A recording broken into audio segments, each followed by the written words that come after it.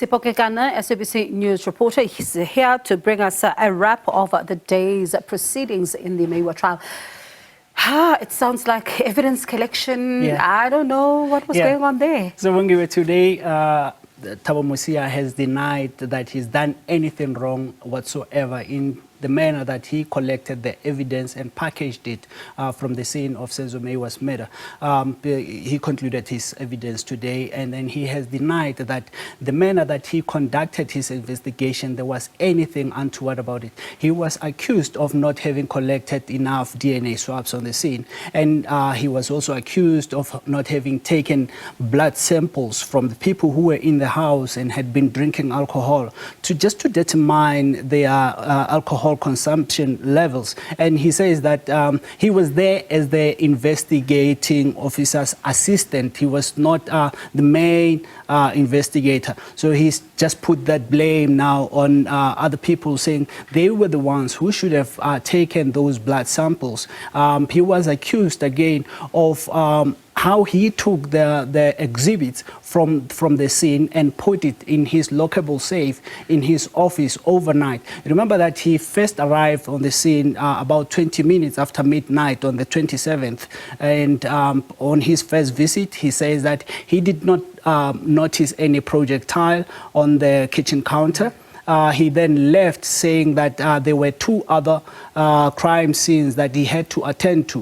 One was an arson case, he says, and the other one was a case of robbery. And he says after his second visit, he took all the evidence to his office and locked it in his office overnight. It was only on the 28th, he says, that it was then entered into the system. He was taken to task on that to say, how do you keep such crucial evidence in your office? And then he says that there was nobody, the exhibit leg was not on duty on that day. I had to keep it safe. And he was asked, so you are telling this court that the evidence, this crucial evidence, was with you the whole night before it was then entered into the system? And he said that his office was safe. He had his office keys with him. He had his lockable safe keys with him. So nobody could have tampered with that evidence.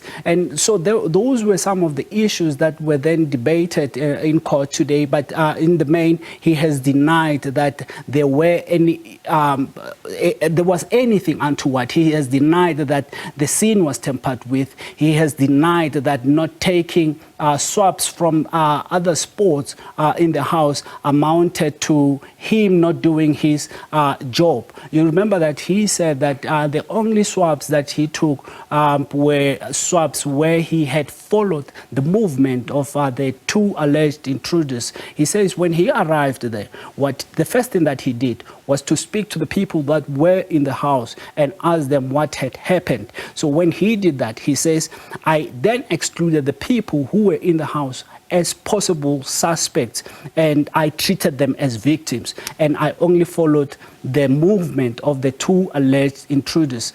And so much of the time also today, Bongiwe was also taken up by the back and forth between the defense and the judge.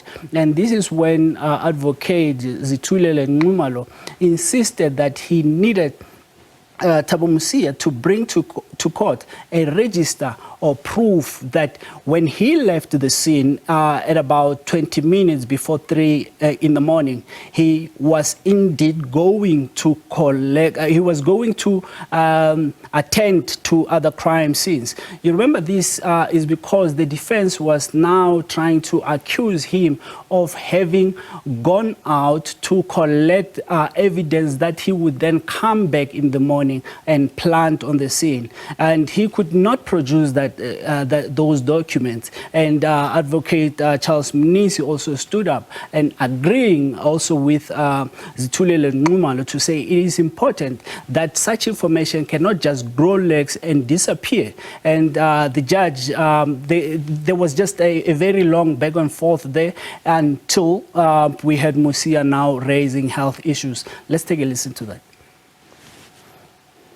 Until such time that he finds those registered, this point is going to remain hanging, which is going to be prejudicial to these accused persons, because at some other quarters, they would come and argue that by virtue of the fact that we are not afforded an opportunity to cross-examine these witnesses on the basis of the registers which we requested, this trial was unfair in our instance, my lord. I don't want to be caught up in that web. You know what? I can be accused of anything by anybody concerning a criminal case, but I'll never ever refuse access to cross-examination of a counsel. Never. I've been in this witness box for so long in this court. I do not understand what is it that is needed from me, whereas I was only or merely doing my work. Now my body cannot take it anymore.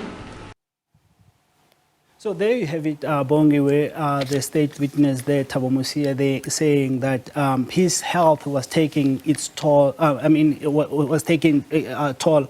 He was suffering on the stand. He says that previously, you remember that previously when the matter was still being heard by Judge Maumela, he came to court to give evidence, and at some point he did mention that he had been involved in a car accident which had affected his back. So he was then telling the court that I cannot continue to do this anymore. When I went to the scene to collect that evidence, I was merely doing my job, but I do not understand what is happening here in court today. I'm being asked everything. I was just doing my job, and I cannot take this anymore.